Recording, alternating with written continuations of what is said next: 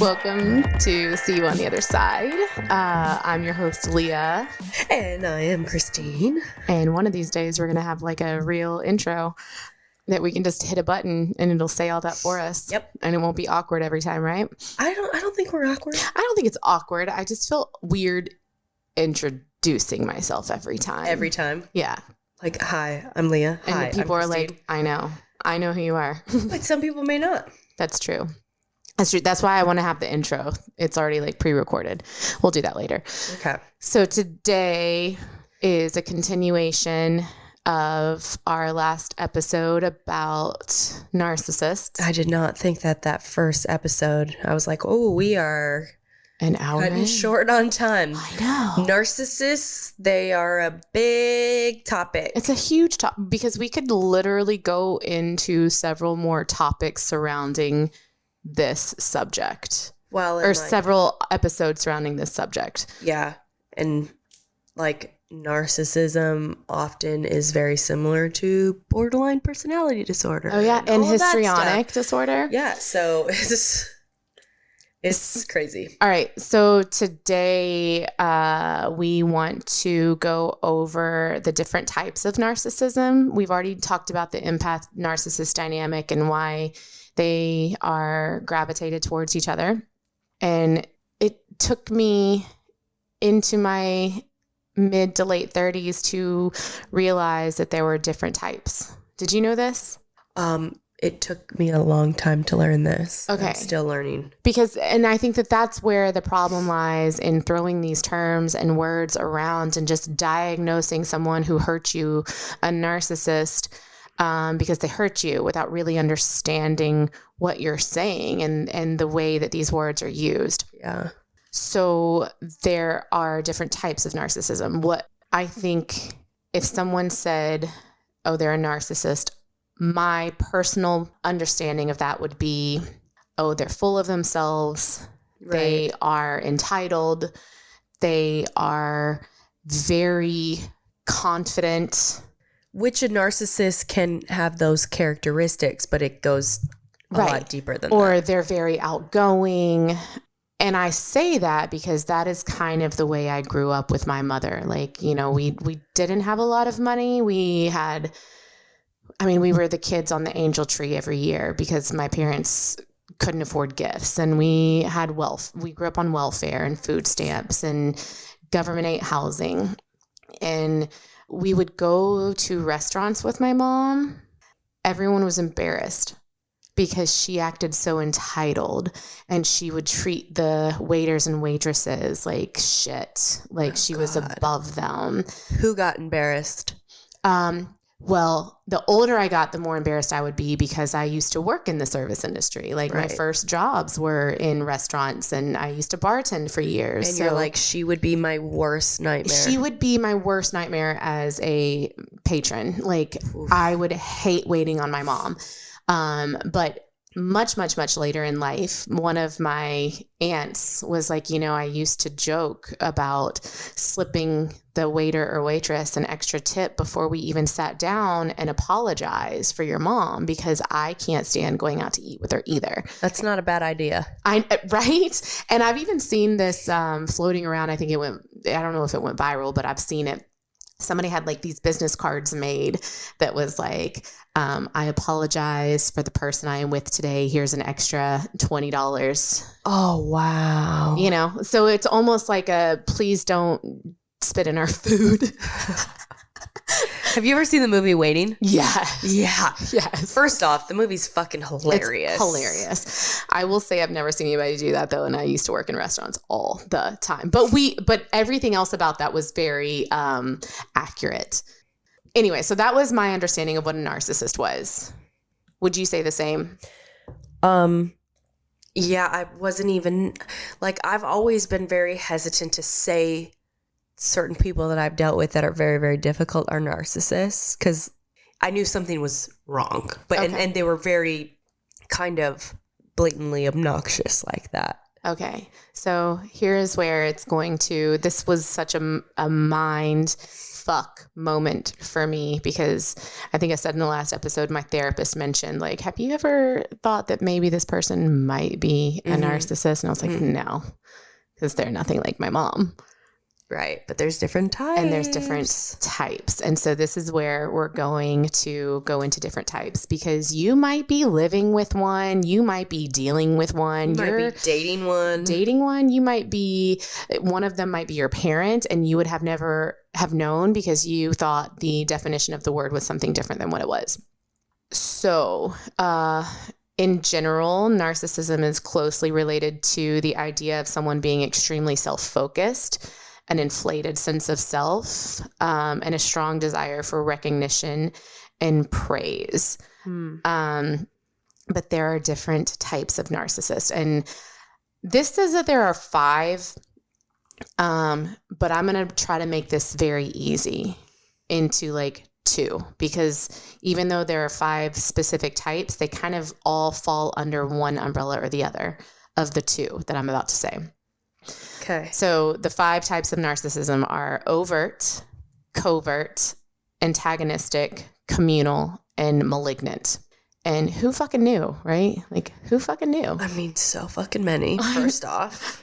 Like, I I am overwhelmed already. So I'm going to try to condense this down so it's very easy, and we're going to put this into 2 categories. Overt narcissism is probably the one that everybody is used to, like the grandiose, and it's what most people associate with narcissistic personality disorder. So someone with overt narcissism might come across as outgoing and arrogant and entitled, overbearing, have an exaggerated self-image, need to be praised and admired, exploitative, competitive, and they lack empathy. I can literally think of somebody in my life right now who kind of fits that description. I mean, I feel like we all can, which is kind of scary and kind of sad. They also tend to, and this is like all of the narcissists in this, they tend to overestimate their own emotional intelligence. I mean, I feel like that's an understatement, but they lack so much emotional intelligence and self-awareness that it's almost laughable to think that they know what they're talking about. Right. You know, when you know one. Right. You know. Covert narcissism. This is the one that threw my world upside down completely, because I had no fucking clue. It's also known as vulnerable narcissism or closet narcissism, and it is almost a complete contrast to overt narcissism. So while some people think that a narcissist is loud and overbearing, people with covert narcissism don't fit this pattern. Some common traits of someone who is covert would be low self-esteem. They have a higher chance of experiencing anxiety, depression, and shame. Interesting. They are mostly introverted. They have insecurity and low confidence issues. They are extremely defensive. They're extremely avoidant, and they have a tendency to feel or play the victim. So, do you know any of those? Those are a lot harder. They're so much harder to spot, because when I was digging into this and going down this rabbit hole, everything that was coming up is like they are harder to identify, but because of that, it makes them that much more dangerous. Yeah, and the person that you've been dealing with is covert, right? Covert, yes. Ooh. So no one else would look at this person and think they are a narcissist. And I wouldn't have, 2 years ago, I would have been like, oh my God, no, not at all. They're nothing like a narcissist. For 15 years, you didn't think that. Exactly. It wasn't, and they talk about like this narcissistic mask, where they're very good at displaying one side of themselves or one version of themselves, and they're very good at reading the room, and they know who they can exploit and who they can, They put on a show, basically. Well, and based on their audience. They're very smart in a sense of very, very strategic and manipulative, even if it's subconscious. That's why I'm like, there's no way they're that self-unaware. Yeah. They're very calculated in they know what they're doing to an extent. So it's very hard to say, oh, they have a personality disorder. They don't know what they're doing. They may not understand that there's a personality disorder involved, but they're very calculated in what they're doing. And they know their behaviors are affecting people. There's no way they can't, right? Right. But again, they lack that self-awareness. Very true. Very true. So, while someone can still be very self-focused, the way that it comes across in covert narcissism is they have this deep fear or sense of not being enough.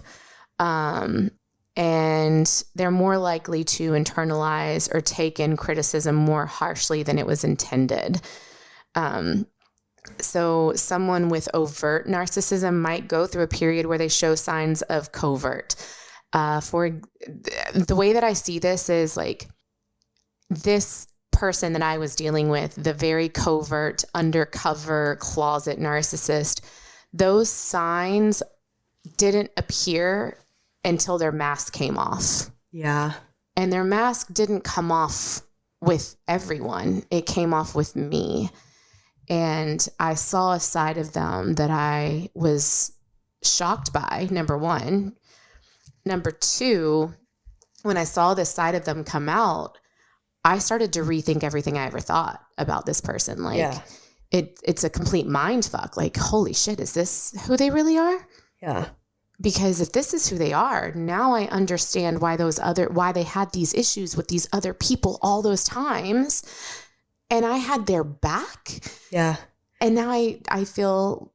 Well, and now all those other victims are like, we told you. We tried to tell you. Right. Like, welcome to life the of hell. Abuser side or abused side, the victim side. Right. Like now you know what it's like to deal with them. You may not have gotten that version of them at that time. I didn't. But then you put up a boundary or you told them something that like you didn't like or hurt their feelings. Right. And then you became and then I was a target. Exactly. And then I was the target. And I guess that's these other types of narcissists, like communal, that kind of falls under overt narcissism, and malignant falls under overt. And then what was the other one? I don't even remember. There's too many to keep up with. Antagonistic. So antagonistic is very altruistic. Like they feel like they're the victim all the time. They're very good at playing the victim. So it's very easy to fall for them, if that makes any sense. Like you feel this need or this desire to befriend them and take up for them, and you want to help. If anyone isn't aware, there is a book called the DSM-5. Do you know what this is? No, please explain it. Okay. So usually when someone is able to diagnose a mental disorder, they are well versed in this DSM-5. It is basically, it's a diagnostic and statistical manual of mental disorders. And it's called DSM-5 because this is like the 5th edition. It's been written like 5 different times. Ooh, I kind of want to get this now. I don't know if you can. Oh, okay. So it's not, I can't order it on Amazon is what you're saying? I don't think you can because I think I've tried. But it is like a huge book. Like it is probably the size of this box right here. Like this thick. Yeah. Because I'm looking at it. I can get it at like Bellarmine, you can? Spalding, but it's like you borrow it. Yeah. I was going to say, I don't think you can keep this book. But I do, family lawyers sometimes have it because they do have to deal with clients who are, did you just find it on Amazon? I found it on Amazon. It is $129. Jesus Christ. You want to split it? I'm just kidding. No, I kind of do actually. But here's the thing though. You can have this book and you still aren't able to diagnose. But, I'm going to tell you, there's a bunch of other rabbit holes you can go down before you spend $120 on a book full of personality disorder traits. $129.22, Leah. Oh my God. And it's probably like really big scientific words that I'm not going to understand. Yeah. School wasn't our forte, you guys. No, it was not. I want the dummy version of the DSM-5. Do they make a DSM-5 for dummies? Probably. Well, I'm about to tell you. We'll educate you. Just listen to this podcast. So basically, to formally diagnose someone with narcissistic personality disorder, they will need this book, and you have to have at least 5 of the 9 traits. So I'm going to tell you the 9 traits. I think we've talked about this whenever we did like our little online quizzes to see if we were like empaths or narcissists. You know, mine never pulled up narcissist, but I always questioned it. Which, by the way, have you ever Googled to see if you're a narcissist? Yeah, that's what I'm saying. Yeah, because I have too. Those. But no narcissist, true narcissist is going to Google if they're a narcissist. No, because they don't have the awareness that they're a narcissist. They would be like, no, I'm not. Yeah. I'd be like, okay, yeah, take this quiz. Right. No, they'd be like, no, I don't need to. I'm such a good person. I don't need to take the quiz. I already know I'm not. Right. Yeah. No, I took that quiz several times when I was going through my like little spiral of mind fucks and didn't know what was happening in my own reality, because that's what they do. They fuck with your mind. So I'm going to list the 9 key traits. And this isn't a diagnosis again, but most of the time, if you are in a situation where you're having to be diagnosed or you're having a spouse diagnosed, they will go through this list of questions. And if you answer 5 or more, then they're going to ask you some harder questions and really get to the bottom of it. But this is like a guideline, okay? Number 1, exaggerated feelings of superiority and self-importance. Number 2, regular fantasies about personal power, intelligence, success, or attractiveness. Number 3, a firm belief in personal specialness. Number 4, a strong need for attention, praise, and admiration from other people. Number 5, entitled behavior, such as a desire for special treatment. Number 6, a habit of using manipulation tactics. Number 7, low empathy or disinterest in the emotional needs of others. Number 8 is a tendency to envy others or assume others envy them. And number 9 is arrogance and scorn for others. I'm going to kind of give like a little bit of a description between someone who's overt and someone who's covert.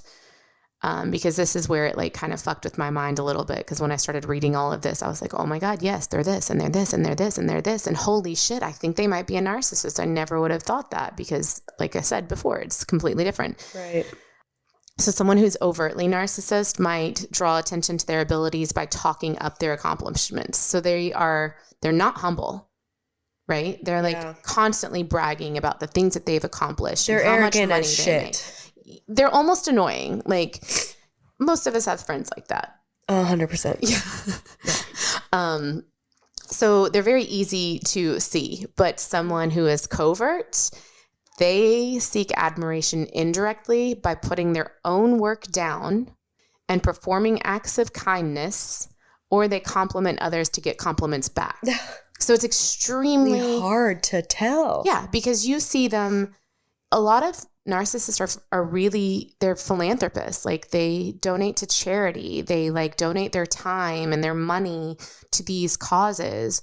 It's hard because you see it as a good thing. Can I use an example? Absolutely. Amber Heard. Yes. Look at all these good things I've done. I donated $7 million. I donated, I split it in half. 3.5 to ACLU, 3.5 to the Children's Hospital. Gets to court. She did that, people believe that for years. Yeah. And she didn't donate. That was a lie. It was a blatant lie. She may have donated some, but Johnny Depp and Elon Musk donated on her behalf, if I'm correct. Oh, snap. I didn't know that. Yeah. Like one of them was literally less than $1 million. And then she went on interviews and she's like, I donated $7 million in full to this and this. And that was not true. It's hard to know if they're doing it for the right reasons or not. But sometimes if you go with your gut feeling, you're like, this feels calculated. I feel like you're only donating so you can say you did something good. Can I use another example? Yeah. Not a specific person, but I have a really hard time with mission trips. Oh. And this is going to sound bad. I'm not trying to say it in a hateful way. I call them Jesus points, because you go to a country with black and brown people and you're like, take pictures. And to me, I feel like it's a little bit, you exploit them. Yeah. And say, look at this. Look at I built them a house. I did this. I did that. And this may ruffle some feathers. But then the black and the brown people in your own community, you don't do anything for. Oh my God, you're so right.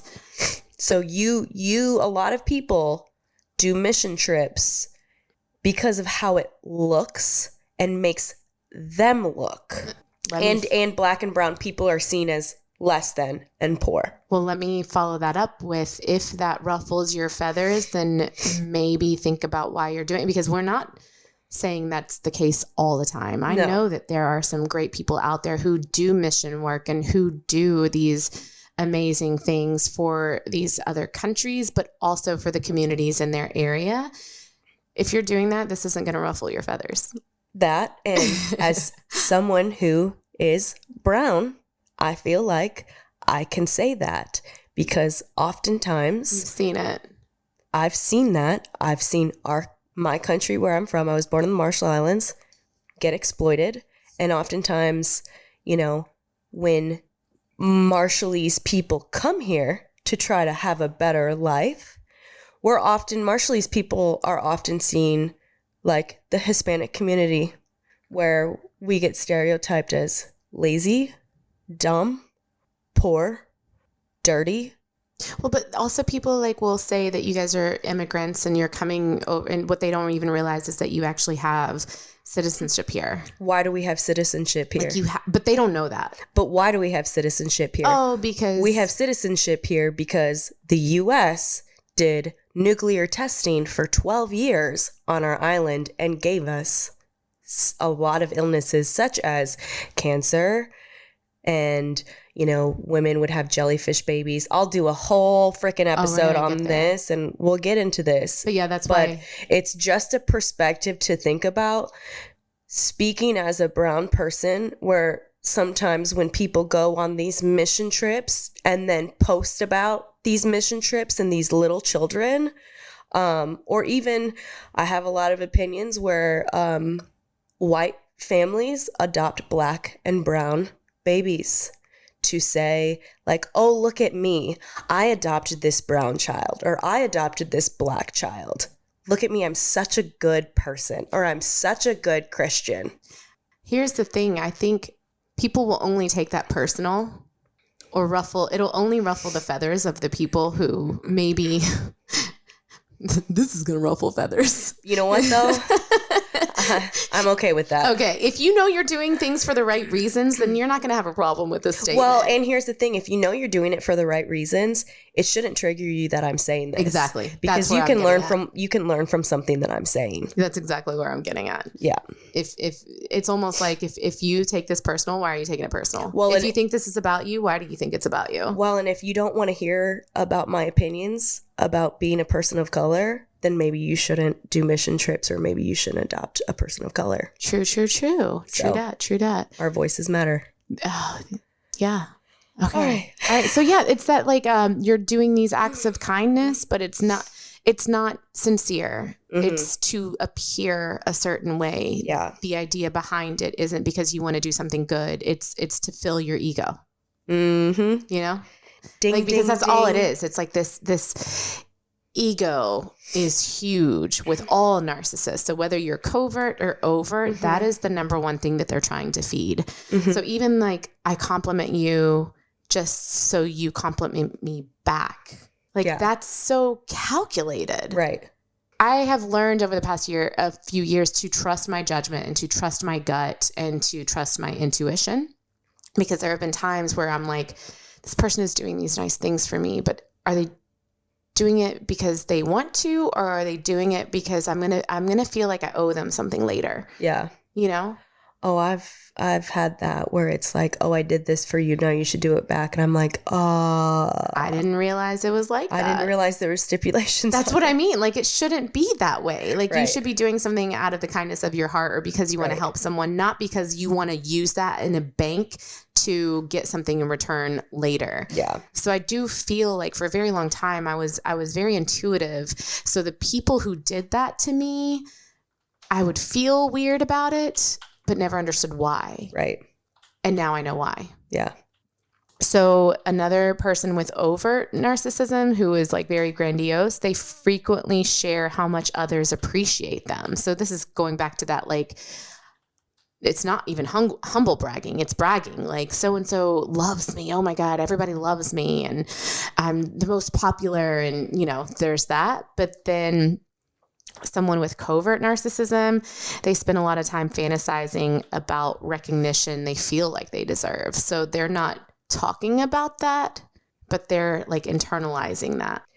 So let me ask you this. Yeah. So someone who is covert, Yeah. it's hard to realize that they're covert. And if you're not a direct victim, how do you know? Like, How do you know? right. You didn't know for 15 years until the tables got turned on you. So it's Right. like, do you have to be a victim or like kind of like a pawn in their game to then realize? Is I there a think way you that you do. cannot have to like suffer kind of the abuse and realize it? So I think if you are not an empath and you are good at shutting things off and you are good with boundaries, you're never really affected by them. You know what I mean? Like my husband, when this same person would do that to him, It doesn't affect him. it doesn't affect him. So he was never really, I don't want to say he wasn't a victim because he was very, very, very affected by this person subconsciously and covertly. But he doesn't necessarily lose sleep at night. No. Like how you did. Yes. And, you know, where you got so upset. But also because he never fed into these victim-like situations where I would be like, oh my God, I can't believe they did that to you. Where she would get very angry because his response to all of that would be like, well, it's none of my business. So it probably drove that person crazy. Oh, it totally did. Like, I know it did for a fact because Interesting. she would always get very upset because like, how can he not have my side? And I'm like, you know how he is. Like, he just doesn't side with anybody, really. Honestly, He's very neutral. that sounds very blissful to be in that position I where know. you're not affected. Because I'm like, oh my God, I'm so affected. I know. I kind of want to be like, give me some of that. Like, how do you shut it off? Yeah. So Wow. I guess what was your question? Like, how do you know? I guess if you get to a point where you feel like being around that person is extremely draining or toxic, or you feel like you're constantly like giving them support, and then you go home and you're like, wait a minute, I didn't like, what about the other person? Yeah, that's this is a involved in very this? like This- one-sided this dynamic. is not, that doesn't make any sense. Like, why Yeah. was she getting mad that this was happening when really, you know, when you can sit outside of the situation and see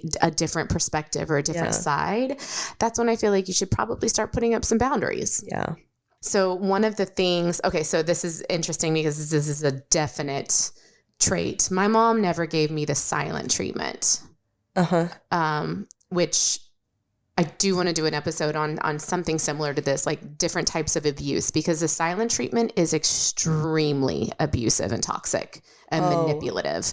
Absolutely. And I have read things before that said when someone gives you the silent treatment, and as someone who has major abandonment issues, it is like a punch to the stomach. Mm-hmm.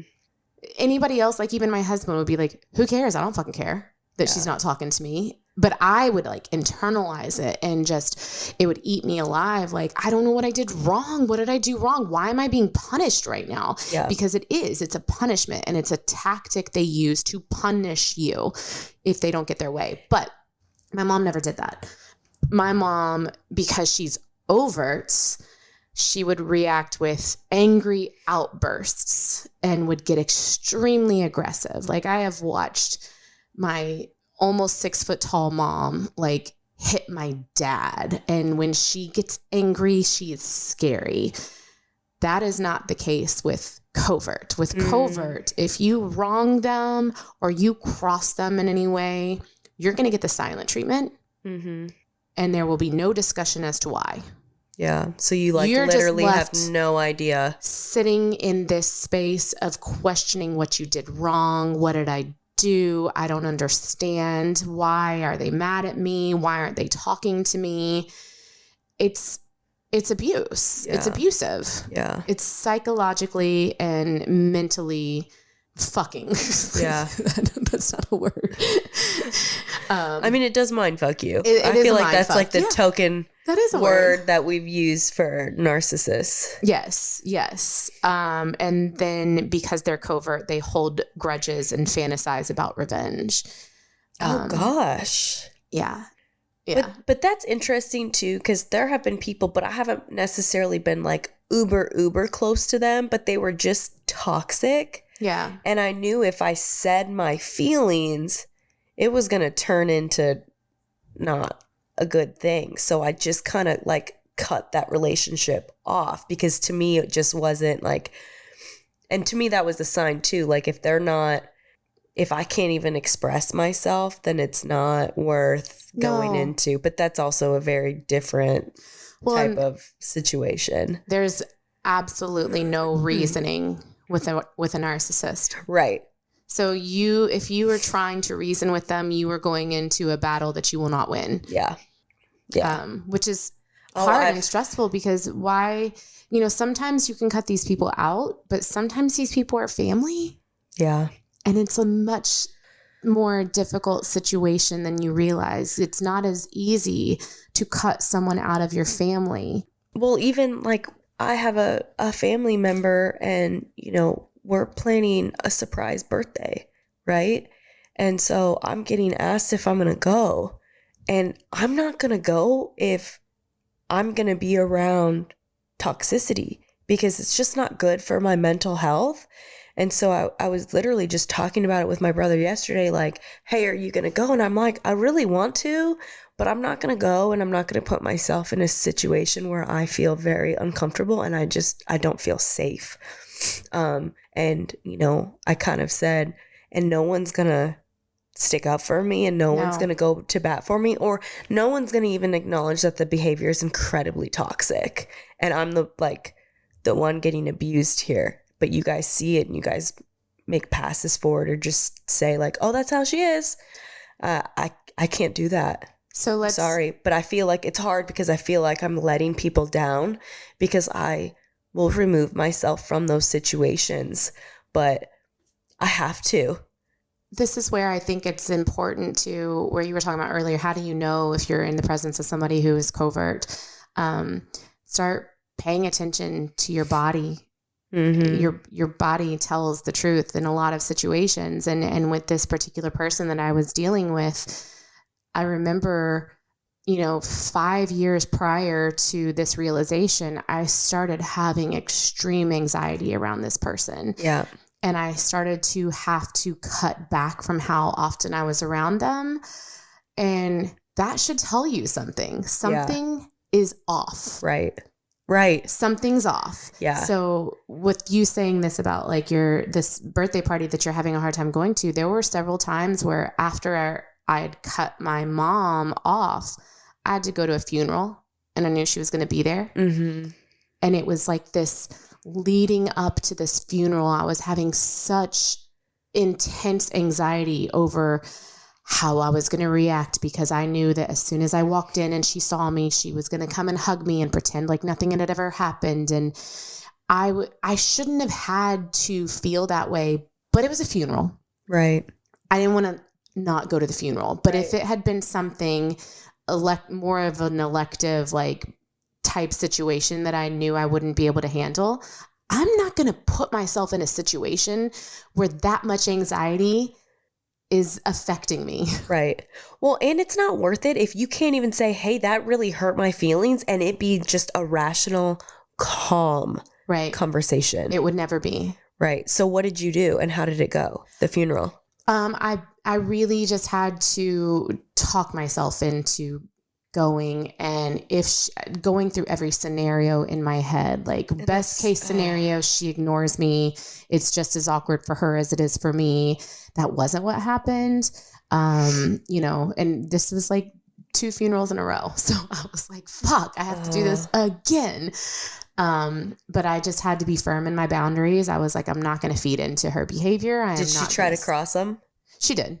Yeah. Wow. And I basically had to do the gray rocking thing where I just like pretended I didn't see her. I pretended I didn't hear what she said. And I just turned around and walked off. But I'm like, I would never put myself in that situation if I knew I couldn't handle it. Right. So I guess that's what I was trying to say. Like listen to your body. And if there is somebody that you have to be around where you feel off when you're around them, you're feeling that for a reason, right? Whether it's like a misalignment in who you are as a person. Right. And I think I said this in one of our episodes, like we all have those people in our lives where, oh my God, it's so pretty in here. I know. I love the disco mushrooms so much. So pretty. We all have people in our lives where we're like, we can only handle them in small doses, but we continue to be around them because they're family or they're close friends or they're in a situation where we can't just remove them from. But I think that that's what we should be paying attention to. Yeah. So, no, very good point.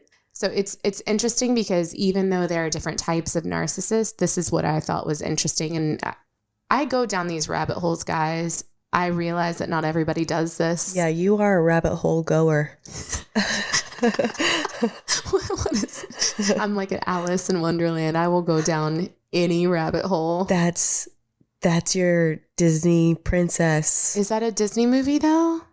I think. Maybe. You're Alice. I'm Moana. I will take that. You're so Alice. Okay. And Alice was 100% on drugs. Oh, that whole movie was about drugs. Yeah, so You're totally Alice. Fuck yeah, I'm Alice. Okay, now we need to go to a Halloween party. Not that we party, but we should just go so I can be Moana.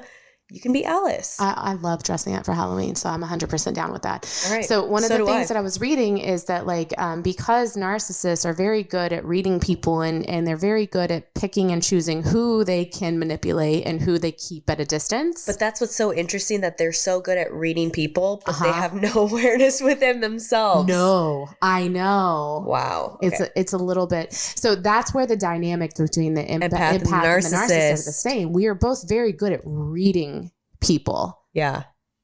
But sometimes our radar is a little wonky and we got to fix it. Well, and if you're not an empowered empath, you want to see the best in everyone and you want to help everybody. You have to be at this point where you're aware of it before you can get to a place where you're not affected by these people. And that's the hard part. That's getting to the other side of it. Yeah. So there is another side to this. But one of the things that they do is there are people in their lives, especially a narcissistic parent, who play roles.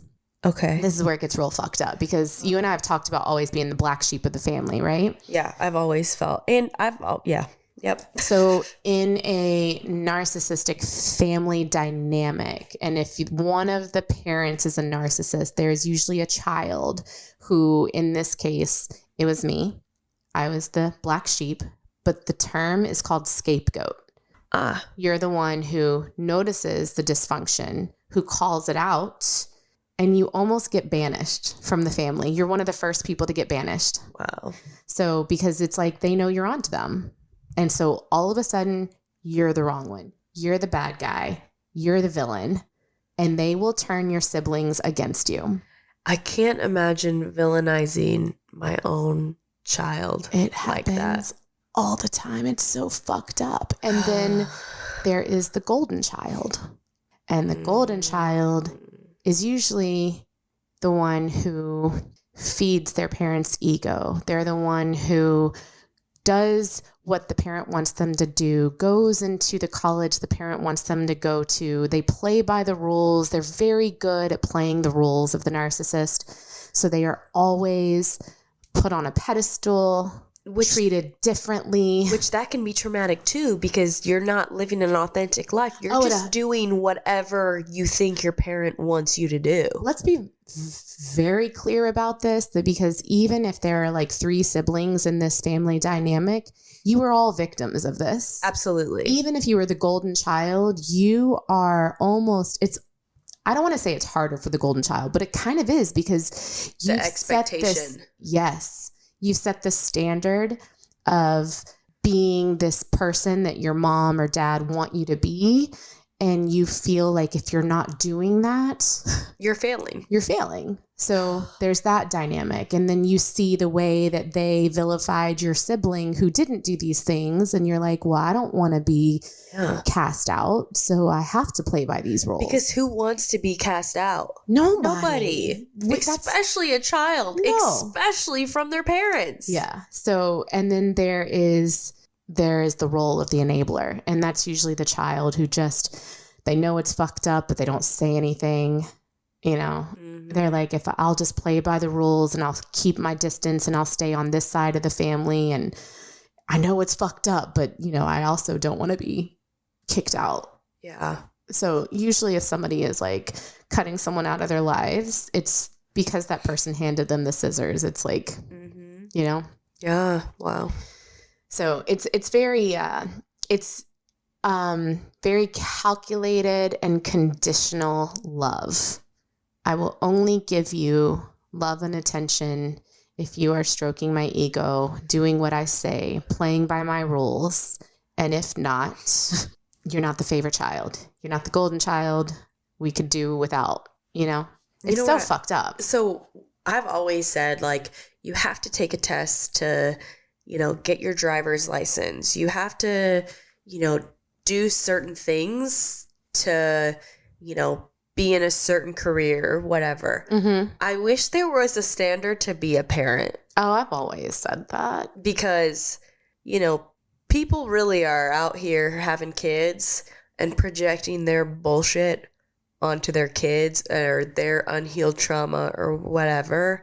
And, I just think it's just so important to remember to work on yourself and have an awareness of maybe, because we all have toxic patterns and behaviors, but to have an awareness, because you may not realize it now while your kids are young, but when you don't work on yourself, it has a ripple effect. The things you say, the things you do, you may not think it does, but it does. It 100% does. And if you don't have the emotional capacity to talk to your children, to apologize to your children, and to hear them, and because I may do things that may affect Kai, but I think the difference is I want to know, and I also can take a back seat and acknowledge and apologize.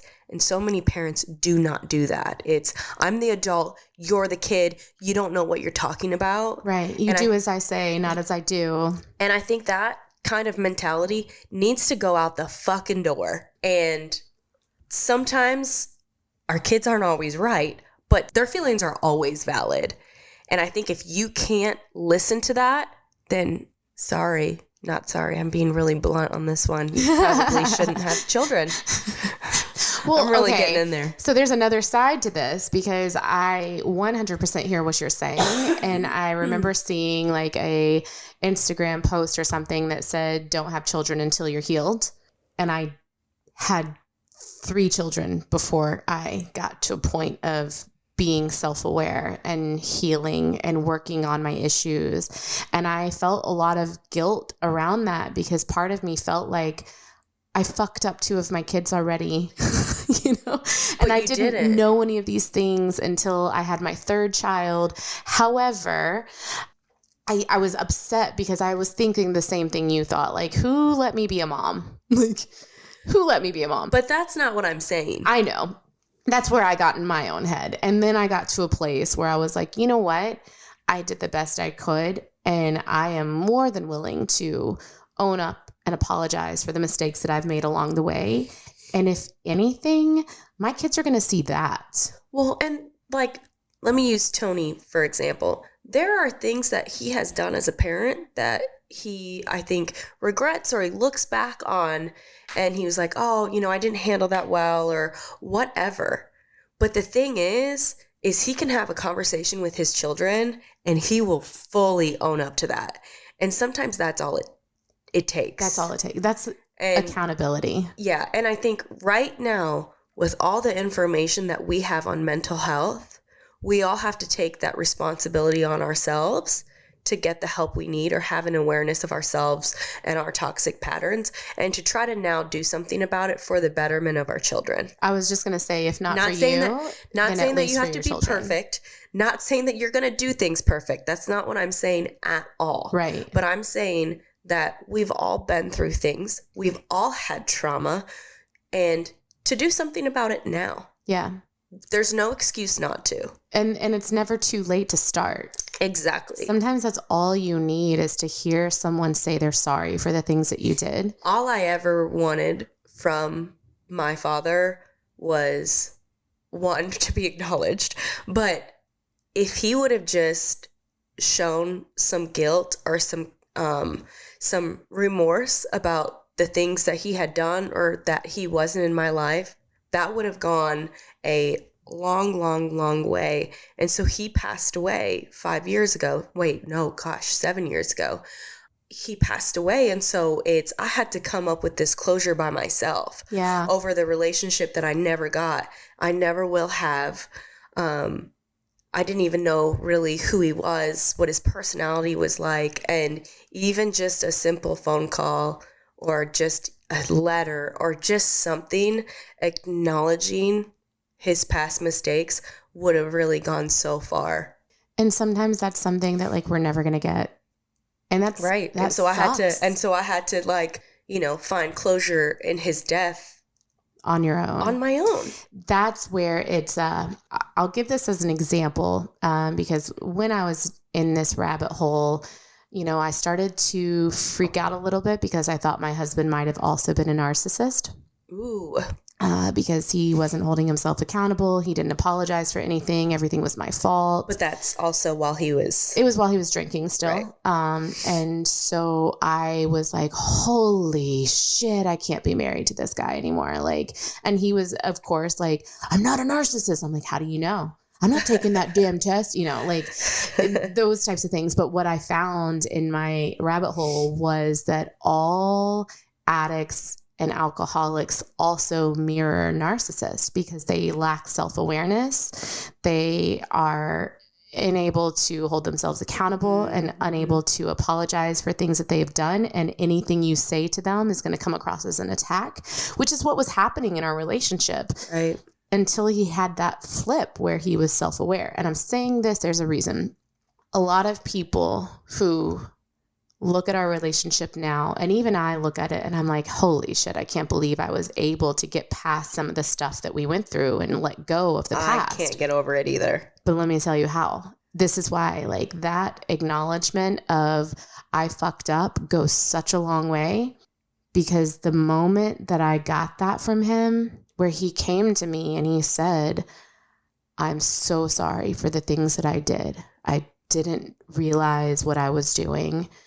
I understand now how bad they were, and I am so sorry, and I will never do them again. Wow. And it was like an instant, holy shit, I don't have to hold on to that anymore. Yeah. And some people never get that. Well, and he gave you kind of the validation that you needed. He gave me the validation. He held himself accountable. Because he wasn't gaslighting you. He wasn't gaslighting me anymore. And I have always said, most of the time, in order to get that type of closure, in order to get that type of validation and clarity and closure, you have to remove yourself from this person, and you have to figure out how to do that on your own. Yeah, that's a very good point. Which is something I would have had to do. Right. I would not have been able to heal and get closure if that had never happened. Yeah. I would have had to leave, and it would have taken me years. Yeah.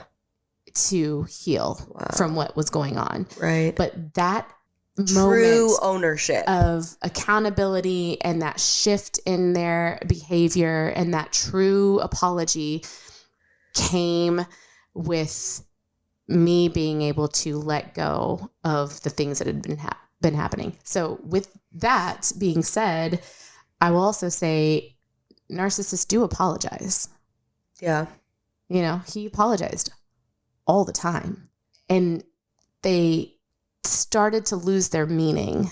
Because he kept doing it. Because he kept doing the things. And it was almost like the apologies had to get bigger and bigger and bigger to mean anything. Like it started out, you know, here's a card, here's flowers, here's an extravagant gift. And those things kept happening. So in the way that narcissists are charming, they're very good at love bombing. It's not always bad. There are good moments. That's what kind of keeps you trauma bonded, because you see the good in this person and it's hard to believe that they're doing these things that are bad. And you want to believe when they say that they're sorry. But you know the best apology?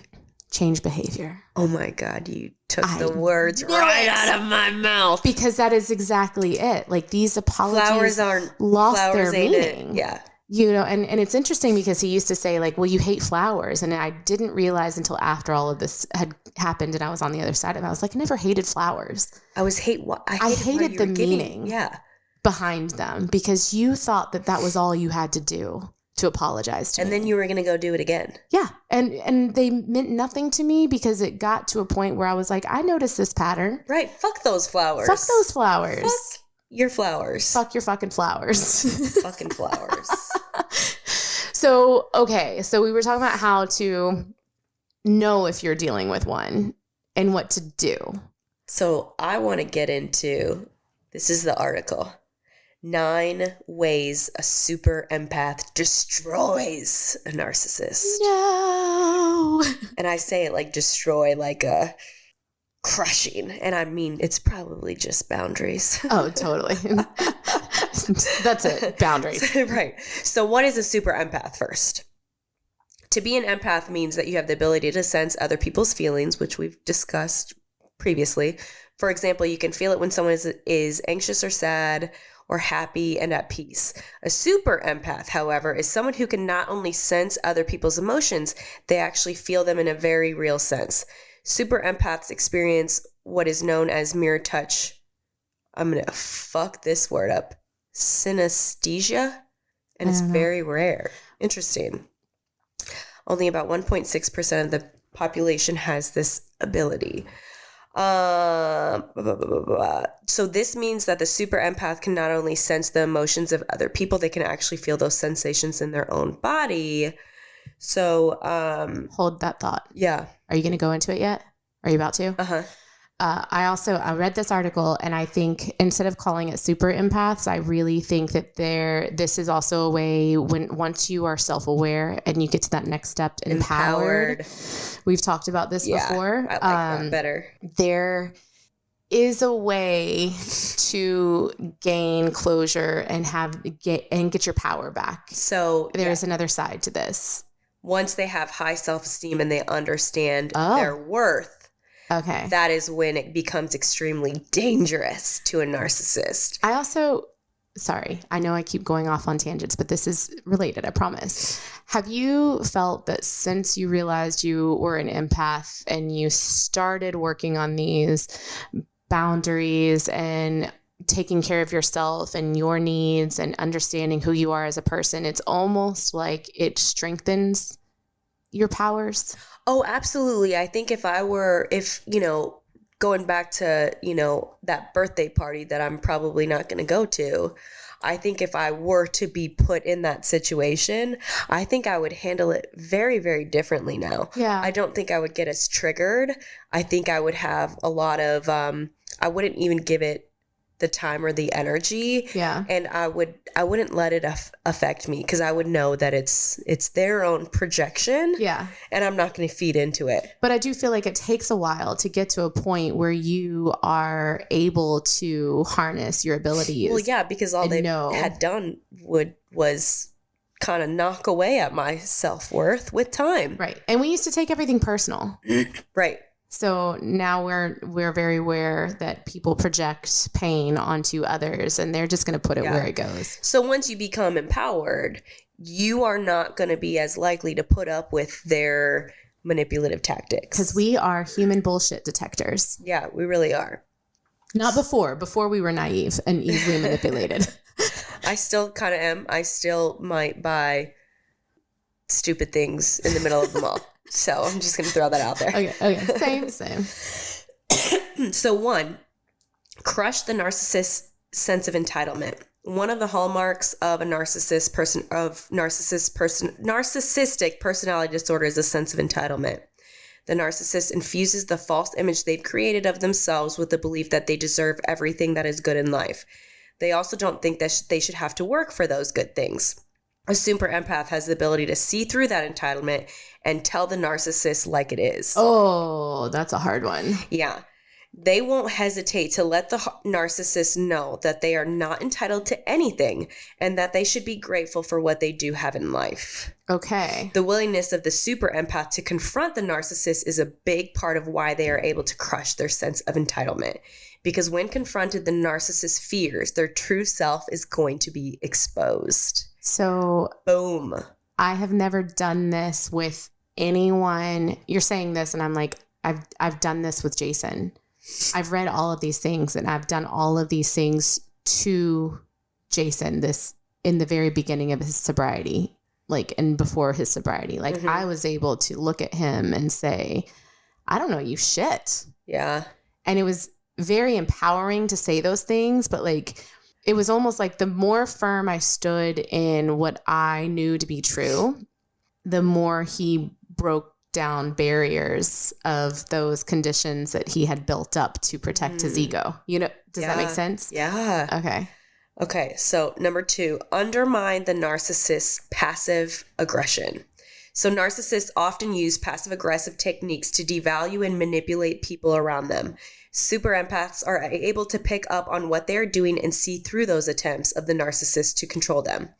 When they see the passive aggression behind the behavior of the narcissist, they are able to respond in a calm manner without giving the narcissist what they truly want, the emotional response that makes the narcissist feel powerful. You're exactly right. And that's what I often gave. The response is I often would cry. I often would get very, very angry. Yeah. I would let it ruin my day. I don't think I would handle it that way now because I have a much just stronger sense of self. And who I am. One of the ways I would do this, it's interesting hearing this because I don't think I was dealing with a narcissist, but not the way that I thought I was. Like he was just an alcoholic. But one of the ways I did this, he would project a lot of things onto me. And I was very, very like, that doesn't belong to me. Yeah. Don't put that on me. Yeah. Like I was very firm in it because I knew for the first time that I didn't have to take these things personal. Yeah. And I stood behind that. Yeah. So when he would say these things and you did this and you did this, and I'm like, no, I didn't. You did that. Yeah. And I reacted that way. Yeah. And my reaction pissed you off. Yeah. Put your anger where it belongs because it doesn't belong to me. Yeah. Good for you. But it was very empowering. So when he said, and I said this in an episode before, he said, oh my God, you're relentless. Like I was, and I was very firm. Yeah. In all of, so far, the 2 things that you've said, I did those very well. Yeah. He was my practice. Well, and Tony says I remind him of his dad because when he was like putting up boundaries or like sticking up for himself, he was very calm, but very direct. And I've become that where I will stay calm, but also try to be very, very truthful and direct with what I'm thinking. You kind of have to be. Yeah. Yep. Yeah. And that scares them. Yes. An empowered empath is really quite a force to be reckoned with once you tap into that. Yeah. 3, they break the narcissist ego. Super empaths are extremely intelligent people who are also in touch with their emotions. They see through the narcissist's facade and they can truly feel their pain. That means they are also able to see what will hurt the narcissist the most. For that reason, when they need to call out the narcissist for their bad behavior, they can do so in a very forthright and effective way. Yep. Moreover, should the narcissist take to devaluing the super empath, they are quite able to defend themselves. Yes. They can use the narcissistic tactics of devaluation to break the narcissist's ego and break them to their knees. Oh gosh, this is like kind of like break them to their knees. Yeah. The narcissist who has convinced themselves that they are the superior one in the relationship often don't see it coming. So the super empath's most effective tool is to turn off their emotions. They become icy cold, and they can then attack the narcissist's vulnerable ego. They are quite capable of going for the jugular when they put their mind to it, and for the narcissist, it can destroy them. These are like kind of aggressive They words. are, and let me say this, because I feel like in the past, if you had told me any of this, I would have been like, that goes against everything I am. That feels like being a bully.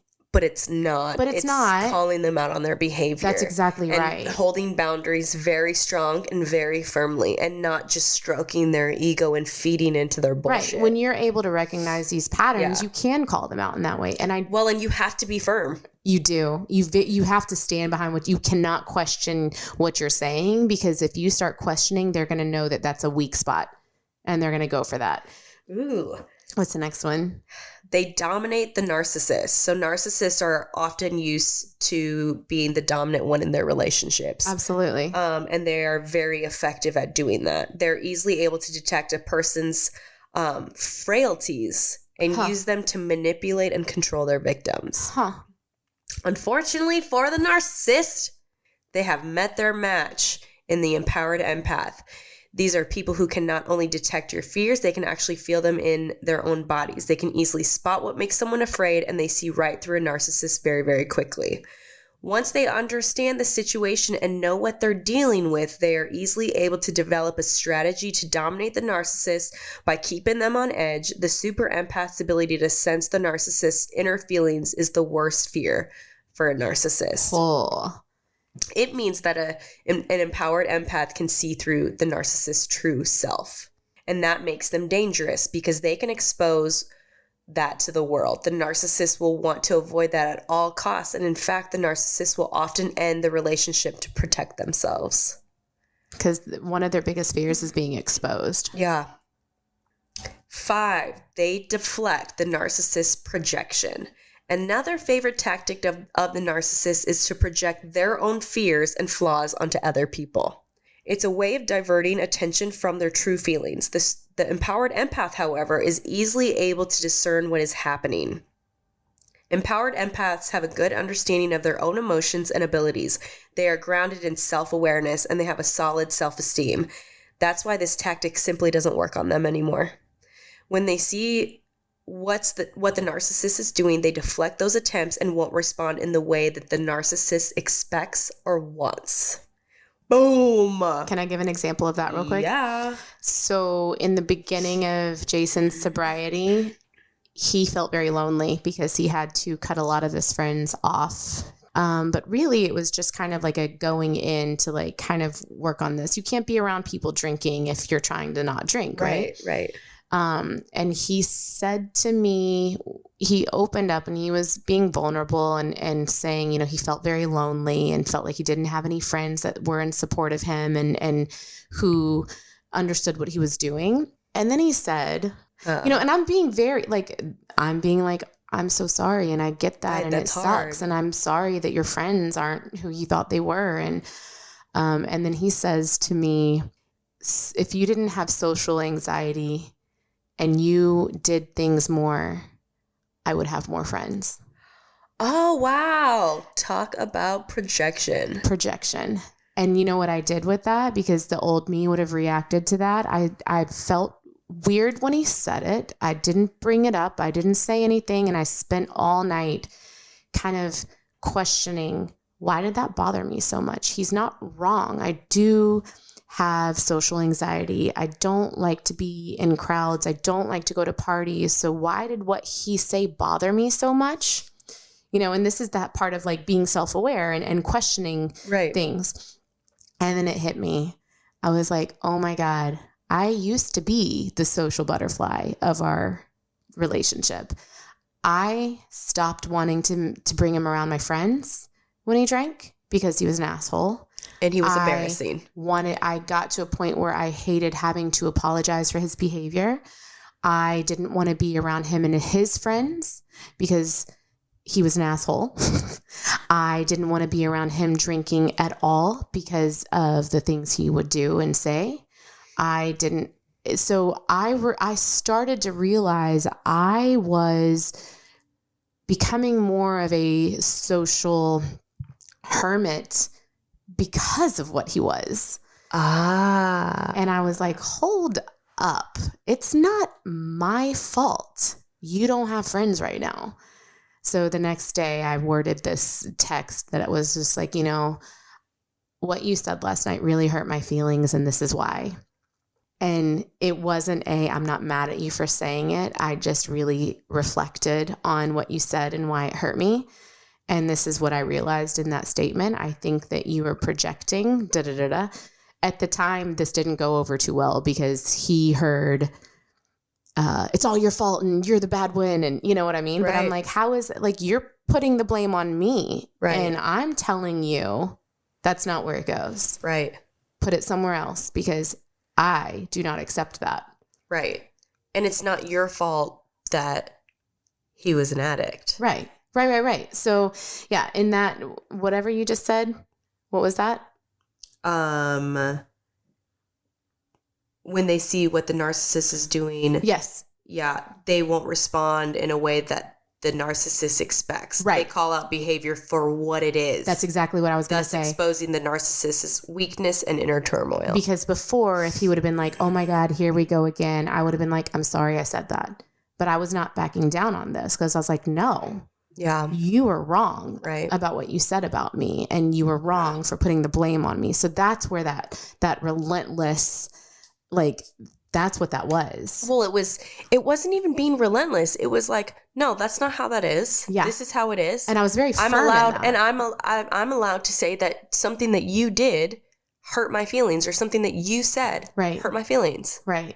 And you don't have to come back at me. Yeah. And this is in no way an attack on him. Like, once I explained that and explained that I was noticing it was a projection and explained why I withdrew from social situations with him specifically, it was like oh, fuck. Right. For him. That was like an oh, fuck moment for him. Okay, keep going. So 6, they insist on accountability. Empowered empaths are not only extremely perceptive, they are also people with a lot of integrity. Their self-awareness makes them fully aware of their own strengths and weaknesses, and they are not to confront their own flaws. Because they are so honest about their own character, they insist on accountability from the people around them. The narcissist, on the other hand, will jump through all kinds of hoops to prevent anyone from blaming them or seeing their flaws. Yeah. Yeah. Ain't that the fucking truth? Absolutely. The problem for the narcissist is that this empowered empath is not afraid to confront them and insists that they need to be accountable for their actions. This is devastating for a narcissist's ego. Wow. It's something that they can't abide, and aside from the rageful response it provokes, the narcissist will often end a relationship with an empath because of this kind of honesty. The narcissist has been lying to everyone, including themselves, their entire lives. And when someone insists that they be accountable for their behavior, they would rather run away. Absolutely. Yeah. Absolutely. Yep. So 7, they identify the narcissist's insecurities. Aside from seeing the narcissist's behavior for what it is, an empowered empath is also able to see the pain and insecurity the narcissist lives with. They literally feel their pain and they want to help. The problem for the narcissist is that the super empath knows the only way to really help is to confront those insecurities head on, as well as the root causes behind those feelings. Most of the time, narcissists are unable to do this because it means exposing what they believe is a worthless true self. Narcissism is created in childhood when the development of a healthy sense of self is disrupted. This usually happens because they are told by abusive parents that they are worthless. Even well-meaning parents can cause this to happen if they shelter their child too much and never let them attempt anything. In either case, the child comes to believe that they are not capable of doing things for themselves.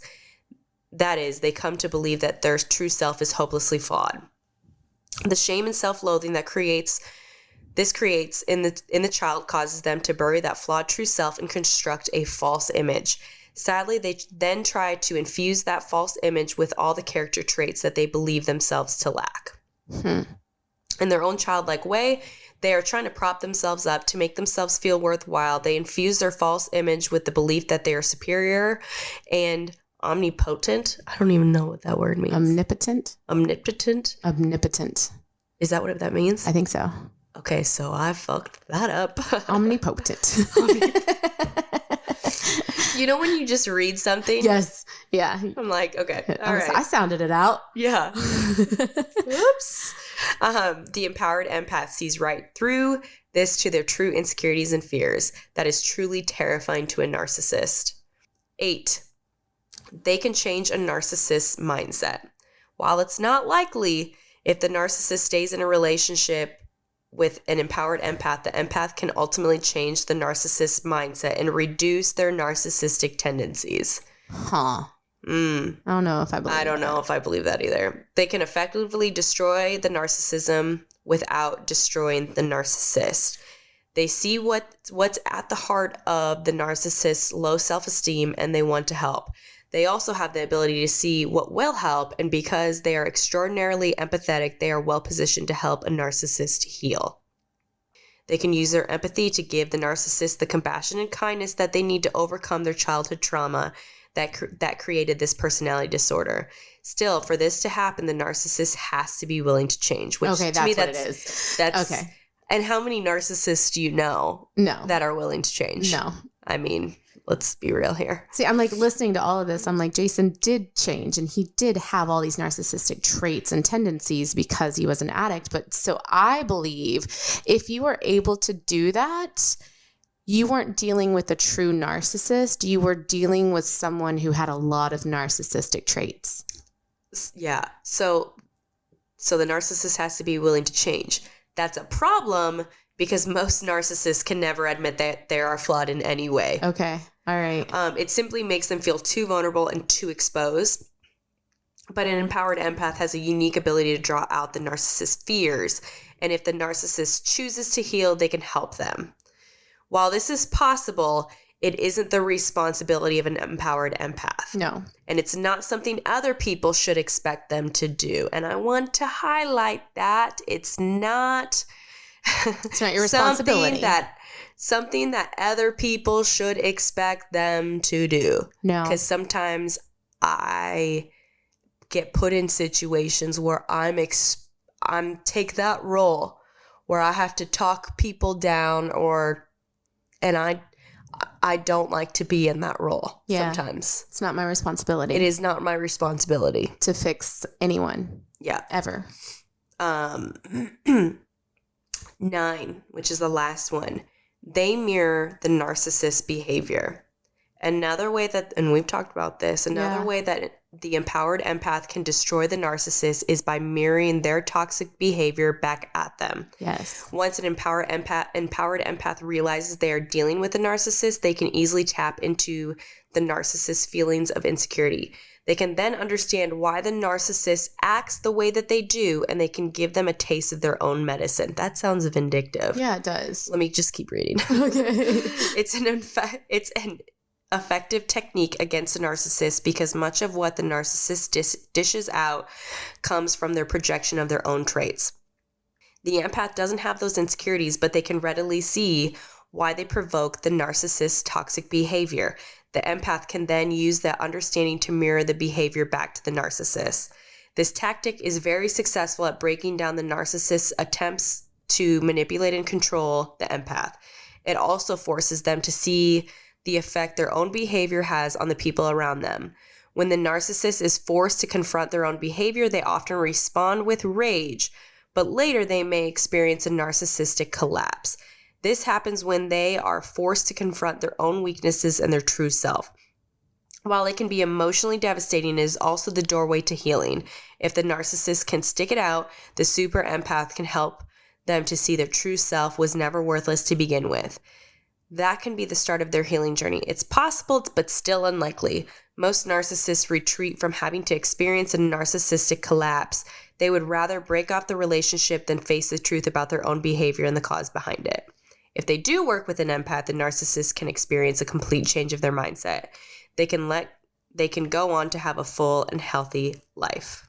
So Dr. Interesting. Ramani was talking about how there is a thing called like narcissistic rock bottom, and it's rare, but it happens. As long as they have a supply, they're rarely going to hit that rock bottom. But whenever someone starts losing all the people around them because everyone starts figuring them out, they're going to hit a point in their lives where they are almost like willing to listen because there's no one giving them the supply that they need, if that makes any sense. Yeah. And I will say this, like dealing with the people that I've had to deal with who were, I believe, on very high on this spectrum of narcissism, whether they were diagnosable or not, doesn't matter. If you're ever in a place where you're recording conversations or taking screenshots of conversations, or anything like that, the first time I did that, I knew it felt wrong to do it. It felt very out of my character to be recording something. When I brought it up to my husband and told him that I recorded something, and it wasn't with him. Yeah. It wasn't a recording with him. I told him that's not what happened. I know what happened because I recorded it. He was like, "You recorded it? Are you crazy?" You're like, I had to, because otherwise I was going to get gaslit. Well, what's interesting is I didn't know any of these terms at the time. I didn't know what gaslighting meant. I didn't know. The only thing I knew was gray rocking. When he said that and it got my head a little bit, I Googled, like, am I crazy? I literally Googled, am I crazy for recording a conversation? Do you know the first thing that popped up? Narcissism. Was narcissistic abuse or something like. Wow. And that's what kind of got me in the rabbit hole of digging. And I was like, what? Oh my God. Yeah. Because when you feel like your reality is being questioned and people are gaslighting you into feeling something, they're like, that's not what happened. You start to question yourself. That's the definition of gaslighting, when they're trying to get you to believe a different reality. So when you have these recordings or screenshots and it's telling you a different story, it's almost like you have to keep that as a reminder. Like, no, I'm not wrong. This is what happened. This is what was said. And that person got very upset that you recorded it, right? Yeah, but they didn't know for like a year. Yeah. And I was like, of course you got upset because you just told me something happened when and it wasn't true. Didn't happen. Yeah. And I know it didn't happen because I have it recorded and I've listened to it multiple times. Anyway, I do want to end this by saying when I was in this, it was debilitating. I never felt like I was going to get out of it. There's always another side to this, and that's what I'm getting at right now. Whenever I started to heal, and whenever I started to really understand who I was and why I was drawn to people in that way, and I started to put up boundaries, and not just with these people, but in my everyday life, I started to notice traits and patterns in, let's say, clients. Mm-hmm. And I started to put up boundaries with clients who maybe weren't necessarily narcissists, but definitely used my empathy to feed their ego. Yeah. And so I stopped feeding them. I started going back to having these very surface level conversations. I didn't want to get deep with them. If they came to me with something like a situation where in the past I would have been like, oh my God, that's so awful. I'm so sorry he did that to you, or something like that, I would respond differently. I would say, well, why does that upset you? Or, you know what I mean? Like, instead of feeding their ego, I would put it back on them. Put it back on them to kind of look at the situation in a different way. So I was able to only do these things after the healing process had started. And after I realized that I'm going to take it back to, I let people treat me. I taught people how to treat me this way because I allowed it for so long. Right. And once I was able to turn that around and teach them a different way to treat you, that was where the empowering part came in, because I realized I did have control of this. And the people who are going to take advantage of me are no longer going to take advantage of me, because I'm very firm in my boundaries. I'm very firm in the way that I let people treat me, the way I let them speak to me. And that was never who I was before. This is Leah 2.0. Ooh, I like it.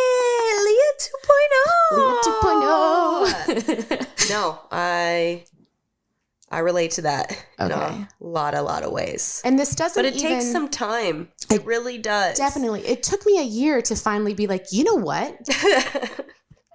I sound like I can stand up to this person. Yeah. It took me a year of separation. And I will say this too, you cannot heal in the environment that hurt you and put you in the situation you were in. So you cannot stay with someone like this and expect to fix them. Right.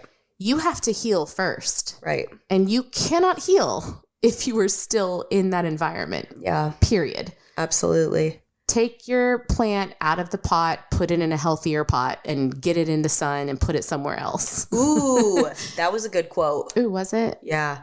I don't even know. Analogy? Yeah, whatever. Okay. I need to reword that, make it Instagrammable.